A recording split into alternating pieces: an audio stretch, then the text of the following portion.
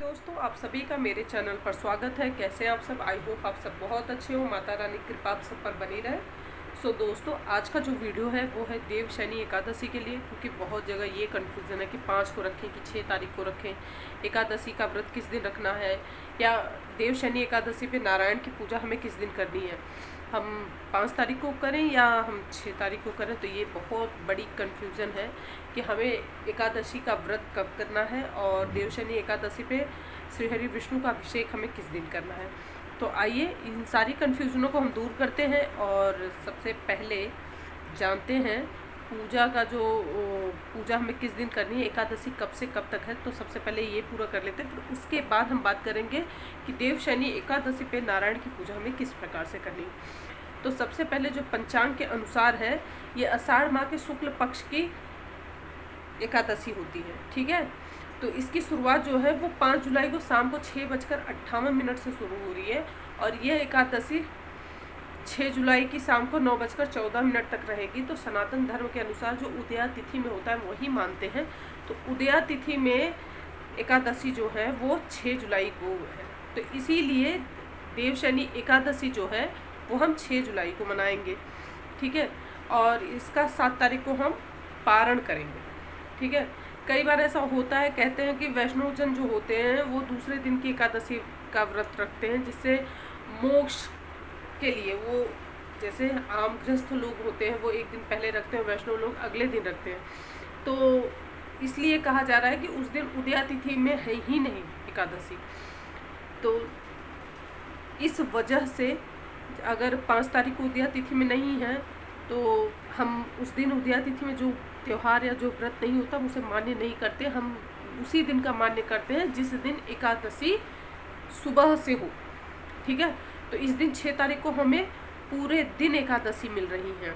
तो इसी दिन आपको नारायण की पूजा विधि विधान के साथ करनी है और इसका पारण हम 7 जुलाई के दिन करेंगे। सुबह 5:29 से लेकर 8:16 के बीच में आप स्नान करके विधि विधान लक्ष्मी नारायण का पूजन करके अन्नदान करके आप अन्न ग्रहण कर सकते हैं। तो ये आपका पारण विधि मैंने आपको बता दी है कि आप पारण कर सकते हैं इस दिन को।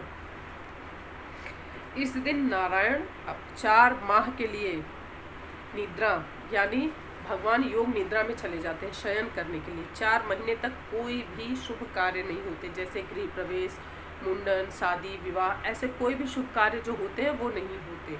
4 महीने के बाद जब भगवान प्रबोधिनी एकादशी यानी जिस दिन देव उठनी एकादशी होती है उस दिन भगवान जगते हैं।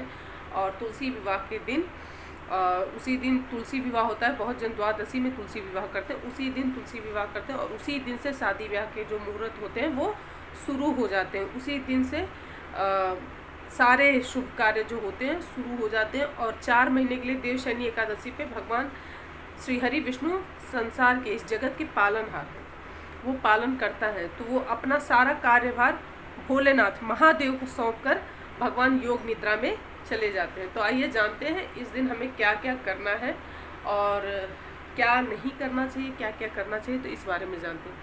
तो जो सभी लोग जो सनातन धर्मी हैं वो ज़रूर जानते हैं कि एकादशी के दिन चावल वर्जित है। चावल को न छूना चाहिए, न खाना चाहिए। इस दिन क्रोध, छल, कपट, द्वेष कुछ नहीं करना चाहिए। तामसी आहार नहीं छूने चाहिए। तो इस चीज़ का आपको ध्यान रखना है। इस दिन क्या क्या करना चाहिए होता है, इस दिन श्री हरि विष्णु माँ महालक्ष्मी की पूजन करना होता है विधि विधान के साथ। तुलसी को जल दे, दीपक दे, मन शुद्ध करके भगवान श्री हरि विष्णु के लिए दीप जलाएं, व्रत रखें, ब्राह्मणों को अन्न, वस्त्र और दक्षिणा दान दें। तो ऐसे कार्य करने के लिए एकादशी पर कहा गया है। अगर आप एकादशी के दिन व्रत रखते हैं तो अति उत्तम है। यदि व्रत नहीं रख पाते तो कोई बात नहीं, आप चावल का उपयोग नहीं करेंगे। ठीक है, अब जानते हैं एकादशी के दिन हमें क्या क्या करना है। ठीक है, व्रत पूजा कैसे करनी है। सो सर्वप्रथम सुबह उठ के अपना कार्य करके नहा धोकर मंदिर में पहुंच जाइए और भगवान श्री हरि विष्णु जी से प्रार्थना करिए और संकल्प करिए कि आज आप व्रत रख रहे हैं एकादशी का। पीले वस्त्र पहने और एक चौकी लगाए बढ़िया से, उस पर पीला कपड़ा बिछा दें, कलश की स्थापना कर दें, गणेश जी की स्थापना कर दें, लक्ष्मी नारायण जी की स्थापना कर लें। और विधिवत मैंने बता रखा है कि कलश सबसे पहले आपको संकल्प करना है पूजा पाठ करने के लिए, सर्वप्रथम अपने आसपास सब शुद्ध कर लीजिए गंगा जल छिड़क कर, और फिर उसके बाद आप पूजा सामग्री अपने पास रख लीजिए। पूजन सामग्री में आपको हल्दी चाहिए होगी, रूली चाहिए होगी, नारियल चाहिए, चावल चाहिए, सॉरी उस दिन चावल नहीं चढ़ता, क्षमा चाहती हूँ, तो इस दिन आप तिल का यूज कर सकते हैं, ठीक है। रोली रख लीजिए, पीला चंदन रख लीजिए, अष्टगंध तिलक रख लीजिए, इत्र रख लेना है आपको, भगवान श्री हरि विष्णु और माँ लक्ष्मी के लिए वस्त्र रख लीजिए, और जनेऊ रख लीजिए, फल फ्रूट मिठाई पीले चीज़ों का भोग लगाइए नारायण को, और पंचामृत बना कर रख लीजिए, दूध दही शहद घी चीनी और गन्ने का रस। चीनी अगर गन्ने का रस नहीं मिल रहा तो आप चीनी ले सकते हो, ठीक है। सो मंदिर में साफ़ सफाई करके चौकी लगा के कलश को रख लीजिए, गंगा जल और जल डाल के उसमें थोड़ा एक सुपारी लौंग और इलायची डाल दीजिए, और फिर उसके ऊपर आप चाहे तो गेहूँ भर कर रख सकते हैं, और नारियल रख दीजिए, नारायण को स्थापित कर दीजिए। नारायण को स्थापित करने के लिए चावल का उपयोग तो होगा नहीं, तो रंगोली से आप अष्टदल कमल बना लीजिए और गणेश जी की स्थापना कर लीजिए। माँ तुलसी का भोग जो भी नारायण को लगेगा, तुलसी एक दिन पहले तोड़ के रख लेना। एकादशी के दिन तुलसी नहीं तोड़ी जाती, एकादशी के दिन तुलसी नहीं तोड़ना चाहिए, तो आप पहले से ही तुलसी तोड़ कर रख लेना। तो गणेश जी की पूजा करनी है, फिर कलश देव की पूजा करनी है, स्नान कराइए पंचामृत से, पंचामृत से फिर जल से स्नान कराइए, और फिर जनेऊ चढ़ाइए, उन्हें पुष्प चढ़ाइए, रोली तिलक लगाइए, और फिर उसके बाद उन्हें उपवस्त्र धारण करा दीजिए, इत्र लगा दीजिए। जनेऊ चढ़ाने के बाद फिर आपको उन्हें धूप दीप नैवेद्य भोग पुंगी फल, और फिर आपको आचमन करने के बाद दक्षिणा चढ़ाना है। सो इसी प्रकार से कलश देव की पूजा होगी। नारायण की भी पूजा इसी प्रकार से होगी। अभिषेक करना है प्रॉपर, दक्षिणावर्ती शंख में दूध दही घी शहद चीनी डालकर बकायदा नारायण का अभिषेक करना है। विष्णु सहस्त्र नाम का पाठ कर सकते हैं, नहीं आता तो कुछ भी आपको कुछ भी बोलने की ज़रूरत है। अगर पुरुष सूक्त के 16 मंत्र आते हैं तो वो बोलते हुए आप भगवान का अभिषेक कराइए, और माँ महालक्ष्मी और श्री यंत्र जी का अभिषेक कराते समय श्री सुक्तम चलाकर बोलते हुए, नहीं आता तो मोबाइल में लगा दीजिए, 16 मंत्र चलते रहेंगे पुरुष सूक्त के, और आप नारायण की मूर्त नहीं है तो लड्डू गोपाल जी का आप अभिषेक करा सकते हैं। और नहीं कुछ आता, नहीं समझ में आ रहा, तो ओम नमो भगवते वासुदेवाय नमः इस मंत्र का जाप करते हुए आप अभिषेक करते रहिए, और कंटिन्यू अपने मन में सिर्फ इसी मंत्र का जाप करते रहिए, आपका जरूर कल्याण होगा। और एकादशी का व्रत तो सभी को रखना चाहिए, ये व्रत अपने लिए होता है, ये आपको इस व्रत से आपके कहते हैं ना कि जो भी दुख, ये अपने लिए, ये व्रत जो होता है एकादशी का व्रत, ये अपने लिए होता है, अपने पापों से मुक्ति के लिए होता है। तो एकादशी का व्रत रखने वाले को बहुत पुण्य मिलता है, और उसके पाप खत्म हो जाते हैं, मिट जाते हैं।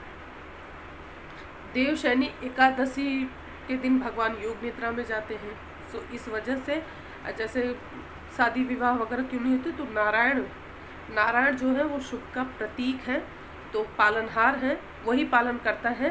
तो इस वजह से 4 महीने के लिए कोई भी शुभ कार्य नहीं किए जाते, ठीक है, कोई भी शुभ कार्य नहीं किया जाएगा। और इसी जो 4 महीने भगवान सोए रहते हैं, इसी को चतुर्मास कहा जाता है। जी हाँ, यहाँ 4 महीने के लिए, इसके लिए मैं एक अलग से वीडियो बना दूंगी, उसमें हमें क्या क्या चीज़ें करनी होती, क्या चीज़ें नहीं करनी होती। सो इस बारे में एकादशी के दिन आप भगवान की विधिवत पूजा पाठ करेंगे। तुलसी का पौधा ज़रूर ला के लगा लें एक दिन घर पे पहले ही, और तुलसी की 4 महीने तक सेवा अच्छे से करें। और फिर यही जो तुलसी आपने लगा रखी है, इन्हीं को कहते हैं कि इनका विवाह किया जाता है। अगर विवाह कर सकते हैं, तुलसी पूजन कर सकते हैं तो बहुत अच्छा है, लेकिन यह तुलसी पूजा देव उठनी एकादशी के दिन होगी, जिस दिन देव भगवान विष्णु 4 माह के बाद उठते हैं। तो उस दिन भी नारायण की पूजा विधिवत की जाती है, विधिवत की जाती है। मंदिर में जरूर जाए, वहाँ दान दें, दान पुण्य अवश्य करें। अन्न का दान करना सबसे अच्छा माना जाता है। एकादशी में बहुत जन एकादशी करते हैं 4 महीने की, जिसमें सुबह सूर्योदय से पहले ही उठकर व्रत रखते हैं और कथा पढ़ी जाती है, जिसमें जवारे भी बोए जाते हैं, ठीक है। जो एकादशी की कहानियाँ करते हैं, या जो कहते हैं कि कार्तिक करते हैं, तो वो कार्तिक में भी करते हैं, लेकिन 4 महीने का जो 4 महीने की एक तपस्या की जाती है, वो तो कार्तिक में करते हैं। जो कार्तिक की कहानियाँ पूरी करते हैं तो उसमें जवारे भिगो के की जाती है, लेकिन 4 महीने की भी तपस्या बहुत जन करते हैं, जिसमें श्रीहरि विष्णु की पूजा वह 4 महीने तक वो करते रहते हैं। ठीक है, विधिवत उसमें सावन, भादो, कुआर, कार्तिक तक पूजा वो करते रहेंगे। बहुत जन सिर्फ कार्तिक पूजा करते हैं, और बहुत जन है ये चतुर्मास में पूरी पूजा करेंगे, प्रॉपर नारायण की पूजा करते हैं। सो दोस्तों, ये देव शनि एकादशी के लिए था जो मैंने आपको बता दिया। इस दिन आप श्री हरि विष्णु का पूजन अवश्य करें, उनका अभिषेक जरूर कराएं और नारायण की पूजा पाठ करें। साथ ही माँ महालक्ष्मी की भी पूजा करें, क्योंकि कहते हैं कि सिर्फ माँ महालक्ष्मी की पूजा नहीं, नारायण की पूजा जहाँ होती है वहाँ माँ लक्ष्मी स्वयं विराजमान होती है। तो परिवारजन के साथ एकादशी पे, मैं तो कह रही हूँ हर एक एकादशी पे नारायण की पूजा विधिवत करनी चाहिए। साल भर में 24 एकादशी होती है, कई बार अधिक मास लगता है तो 26 एकादशी होती है। तो आप व्रत न कर सकें तो विधिवत पूजा पाठ करें, और एकादशी के दिन चावल बिल्कुल न खाएं, तामसी भोजन बिल्कुल भी न करें, और नॉनवेज या मदिरा इन सबको बिल्कुल भी हाथ न लगाएं। तो जो जो मैंने आपको बताया वो चीज़ आपको नहीं करनी है। ये सारी चीज़ें जो तामसी चीज़ें होती हैं वो सारी चीज़ें नहीं करनी है। तो सात्विक रहें, पूजा पाठ करें, श्री हरि विष्णु की पूजा करें और उनका आशीर्वाद प्राप्त करें। तो आई होप आपको आज का ये वीडियो ज़रूर पसंद आया हो। वीडियो पसंद आया लाइक करिए, शेयर करिए, चैनल पर नए हो सब्सक्राइब जरूर करिएगा, बेल आइकन प्रेस करिएगा, दोस्तों के साथ शेयर करना बिल्कुल ना भूलें। मैं मिलूँगी आपसे नेक्स्ट वीडियो में, तब तक के लिए जय माता दी।